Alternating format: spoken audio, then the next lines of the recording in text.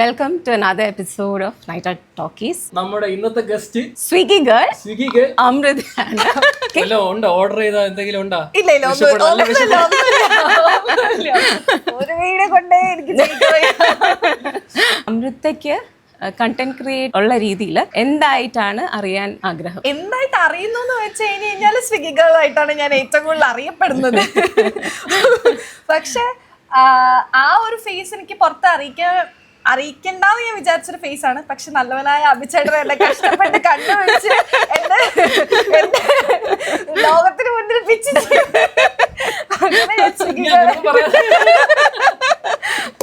ശരിയാ. എന്തെങ്കിലും ഇങ്ങനെ പറയുമ്പോ അവിടുന്ന്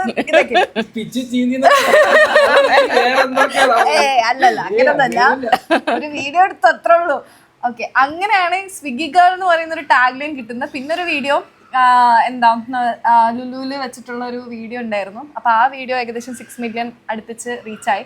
അപ്പോൾ അതിനുശേഷം പിന്നെ ഗൂഗിളിൽ സ്വിഗ്ഗി ഗേൾ എന്ന് അടിച്ചു കഴിഞ്ഞാൽ എൻ്റെ മുഖമാണ്. ഓക്കെ, കണ്ടന്റ് ക്രിയേഷൻ ഏത് മേഖലയിൽ വരണം എന്ന് വെച്ച് കഴിഞ്ഞാൽ ഡാൻസിങ് എനിക്ക് ഭയങ്കര ഒരു പാഷനാണ്. ഞാൻ വലിയ ഡാൻസറൊന്നും അല്ല, ചെറുതായിട്ടൊക്കെ കളിക്കും. അപ്പോൾ അതെൻ്റെ ഭയങ്കര ഒരു പാഷനാണ്. അപ്പോൾ കണ്ടന്റ് ക്രിയേഷൻ ഏത് മേഖല വരണം എന്ന് വെച്ച് കഴിഞ്ഞാൽ ഡാൻസർ എന്നുള്ള രീതിയിലാണ്.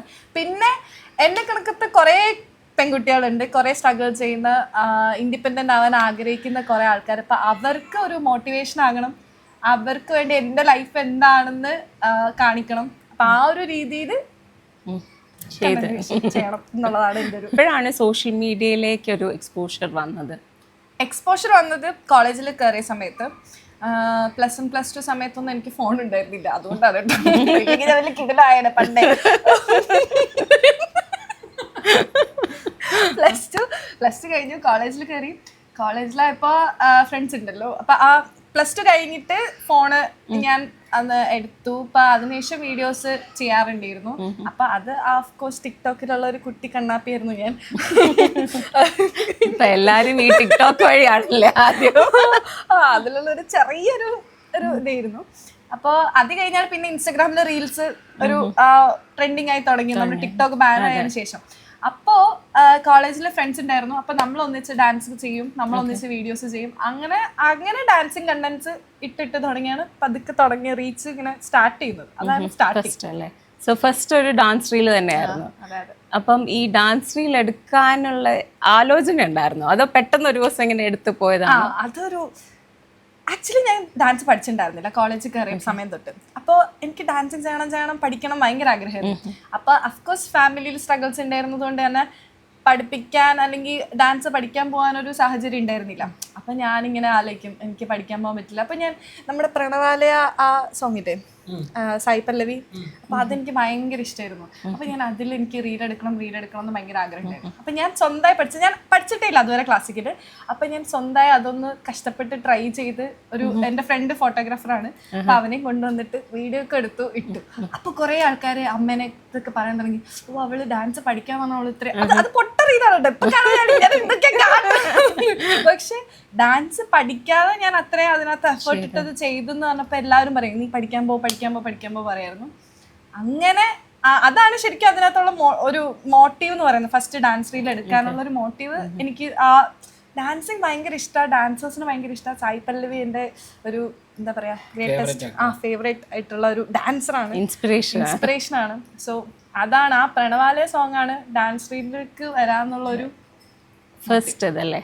പിന്നെ ഡാൻസ് പഠിച്ചു എന്ന് തോന്നുന്നു അല്ലേ? പിന്നെ ഞാൻ പഠിച്ചു. ആ റീല് ഇട്ടതിന് ശേഷം കുറെ ആൾക്കാർ എന്നെ പുച്ഛിച്ചു. പിന്നെ കുറെ ആൾക്കാർ അതെനിക്ക് മനസ്സിലാവും, ഇപ്പോൾ ഇത് നോക്കുമ്പോൾ മനസ്സിലാവും. കാരണം ഞാൻ അത്രയ്ക്ക് നന്നായിട്ടൊന്നല്ല ചെയ്തിട്ടുള്ളത്.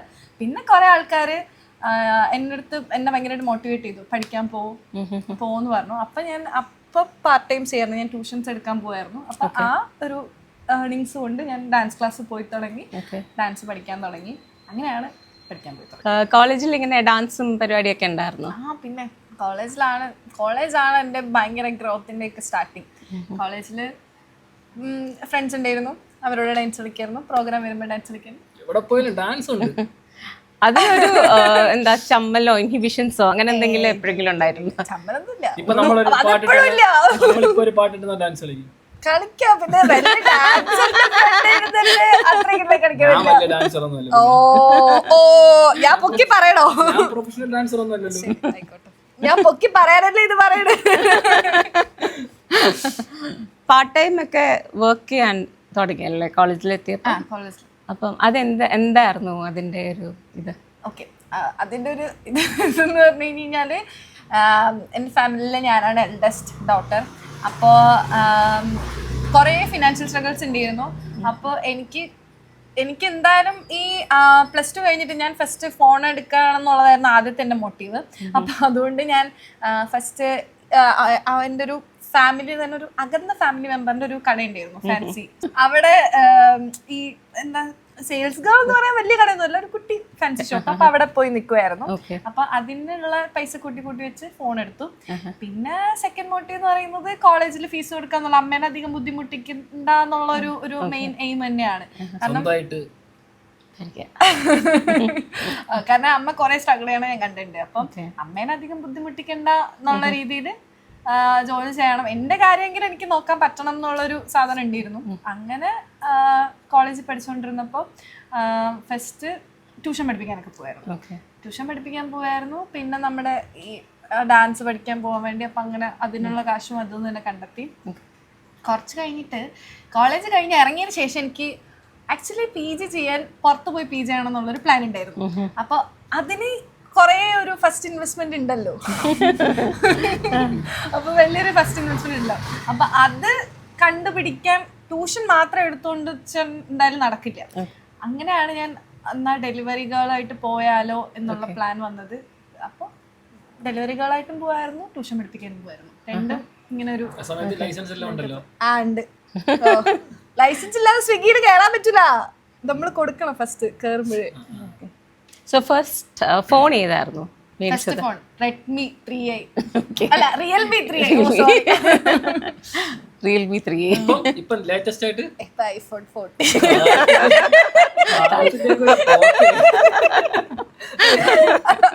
സ്വിഗ്ഗിയിൽ കയറാൻ വേണ്ടിയിട്ട് പേടിയോ അങ്ങനെയൊന്നും ഉണ്ടായിരുന്നില്ലേ? കയറാൻ നേരത്ത് എനിക്ക് അങ്ങനെ പ്രശ്നമൊന്നും ഉണ്ടായിരുന്നില്ല. എൻ്റെ ഒരു ഫ്രണ്ട് ഉണ്ടായിരുന്നു. അപ്പോൾ അവൻ പോകുമ്പോൾ കേട്ടപ്പോൾ എനിക്ക് കൊള്ളാൻ തോന്നി. കാരണം ഇപ്പോൾ ട്യൂഷൻ എടുക്കുമ്പോൾ നമുക്ക് മന്ത്ലി നമ്മൾ ഇത്ര അവേഴ്സ് മാറ്റി വെച്ചാലും നമ്മൾക്ക് ആ ടൈമിന് കിട്ടുന്ന എമൗണ്ട് ഭയങ്കര കുറവായിരിക്കും. പക്ഷെ സ്വിഗ്ഗിൻ്റെ സംഭവം എന്താണെന്ന് വെച്ച് കഴിഞ്ഞാൽ അത് ഡിഫറെൻ്റ് ആയിരുന്നു. അപ്പോൾ ഞാൻ മാറ്റി വെക്കുന്ന ടൈമിനുള്ള ഒരു പ്രതിഫലം സ്വിഗ്ഗിയിൽ നിന്ന് കിട്ടുമെന്ന് മനസ്സിലായി. അങ്ങനെയാണ് സ്വിഗ്ഗിയിൽ കയറാൻ വേണ്ടി നോക്കിയത്. ഫസ്റ്റ് ഒരു ഡെലിവറി ആണ് എന്നൊക്കെ ഉള്ളൊരു സംഭവം ഉണ്ടായിരുന്നു. വീട്ടിൽ അങ്ങനത്തെ ഒരു സാധനം ഉണ്ടായിരുന്നു, പോണോ പെൺകുട്ടിയാണ് എന്നൊക്കെ ഉള്ളൊരു ഇതുണ്ടായിരുന്നു. പക്ഷെ അമ്മയ്ക്കും അറിയാം at the end of the day പൈസ വേണം, പോണെങ്കിലും കൂട്ടി വെക്കണം. അപ്പം അങ്ങനെ ഒരു സംഭവം ഉള്ളതുകൊണ്ട് ആരെങ്കിലും വായിരിക്കുന്ന എന്തെങ്കിലും കേട്ടിട്ടുണ്ടോ ഈ സമയത്തിന് കൊണ്ടെത്തിക്കാത്തതിനായിട്ട് എന്തെങ്കിലും? സമയത്തിന് കൊണ്ടെത്തിക്കാത്തതിന് കേട്ടിട്ടില്ല. പക്ഷെ കുറെ ഈ കോഡല്ല. ഞാൻ ഡെലിവറി ഇപ്പൊ ഇഷ്ടംപോലെ ഗേൾസിനെ ഞാൻ കാണുന്നുണ്ട്, ഡെലിവറി ചെയ്യുന്ന എല്ലാവരെയും ഞാൻ കാണുന്നുണ്ട്. ഞാൻ പൊക്കോണ്ടിരുന്ന സമയത്ത് അധികം അങ്ങനെ ഗേൾസ് ഒന്നും ഉണ്ടായിരുന്നില്ല. അപ്പോൾ എല്ലാവരുടെയും ക്രിറ്റിസിസം ഉണ്ടായിരുന്നു, പെൺകുട്ടിയാണ് എങ്ങനെയാണ്. എനിക്കിപ്പോഴും ഓർമ്മയുണ്ട്, ഒരു ചേട്ടൻ ഈ ഡെലിവറി ബോയ്സ് തന്നെ ഒരു വല്ലാത്തൊരു നോട്ടാണ്. അവർ എന്ന് വെച്ചാൽ നമുക്ക് എടുക്കാനുള്ള ക്യാബിൻ ഇത്രേ ഉണ്ടാവുള്ളൂ. അപ്പൊ ഇവരെല്ലാം കൂടെ പോയി നിൽക്കുമ്പോൾ ഞാനിങ്ങനെ നോക്കി ഇതെങ്ങനെ ഞാൻ ഇടിച്ചു കയറിപ്പോയി സാധനം വാങ്ങുന്നതൊക്കെ ആലോചിച്ചിട്ടുണ്ട്. KFCയിൽ വെനസ്ഡേ ഓഫറിന്റെ സമയത്ത് അവരുടെ ഓർഡേഴ്സ് എടുക്കേണ്ടത് ഒരു കുഞ്ഞ് ഒരു ഇതുപോലെയാ. അപ്പൊ ഞാനിങ്ങനെ നിൽക്കും, എന്റെ ഓർഡർ ഇപ്പൊ വിളിക്കുന്നുണ്ട്. ഏകദേശം അരമണിക്കൂർ കഴിഞ്ഞിട്ട് ഞാൻ എന്ത് ചെയ്തിട്ടെന്നറിയോ, മെയിൻ ഡോർ വഴി അകത്ത് പോയി ചേട്ടാ എന്റെ ഓർഡർ തരുമോന്ന് ചോദിച്ചിട്ടുണ്ട്. കാരണം എന്റെ ഇടയിൽ കുത്തിക്കാരാൻ എനിക്ക് പറ്റില്ല. അങ്ങനത്തെ ഒരു സംഭവം ഉണ്ടായിട്ടുണ്ട്. അതേപോലെ വേറൊരു ചേട്ടനോട് ചോദിച്ചിട്ടുണ്ട്,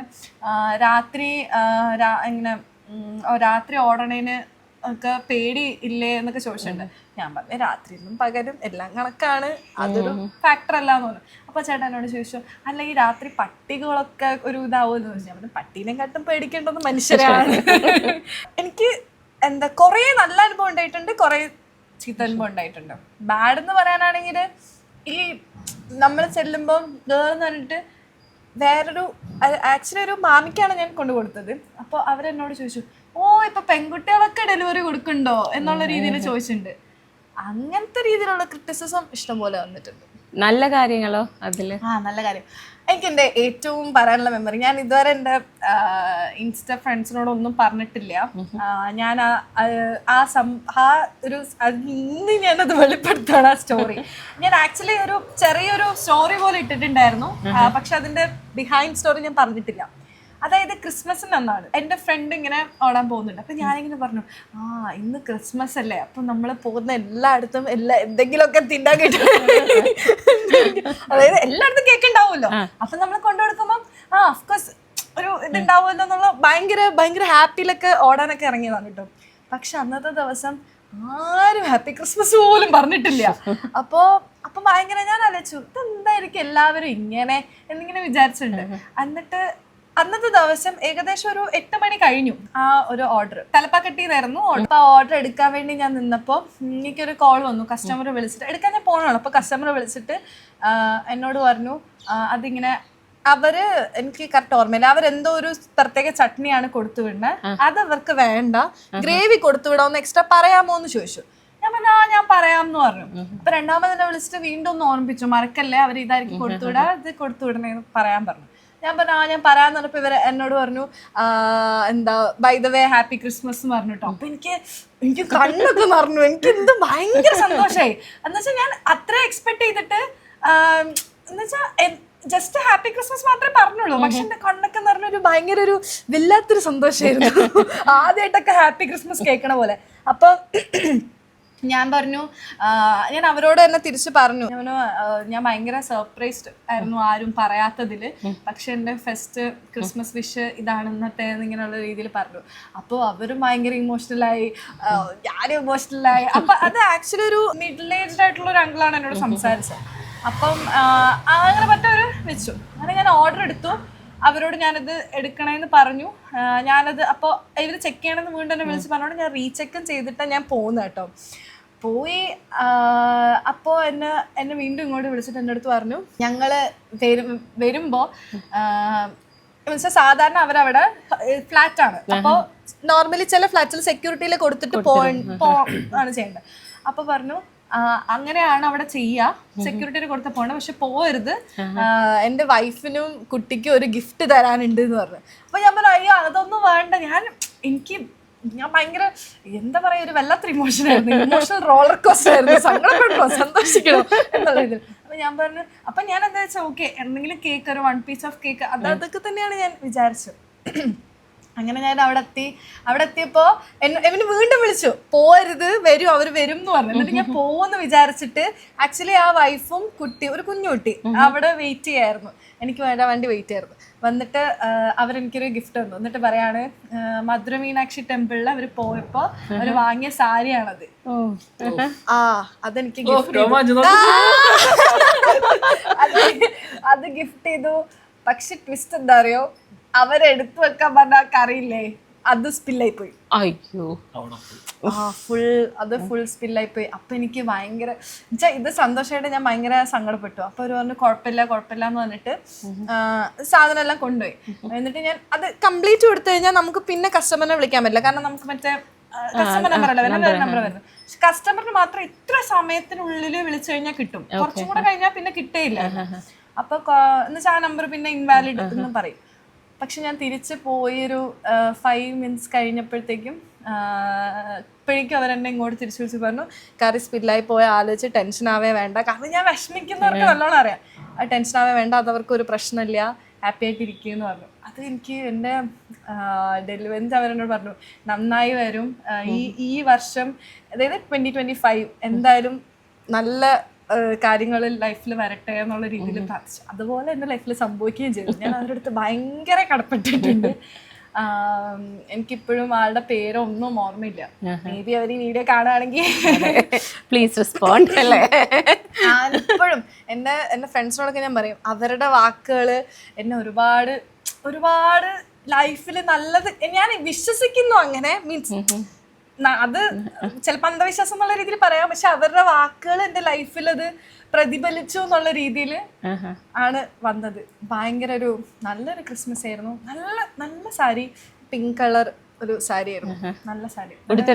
ഞാൻ എന്റെ ബർത്ത്ഡേക്ക് എടുക്കാൻ വേണ്ടി മാറ്റി. ഒക്ടോബർ 10.